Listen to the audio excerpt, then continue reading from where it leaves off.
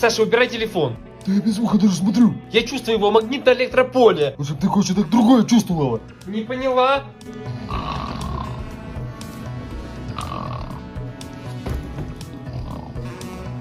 Саша, ты можешь не храпеть Могу?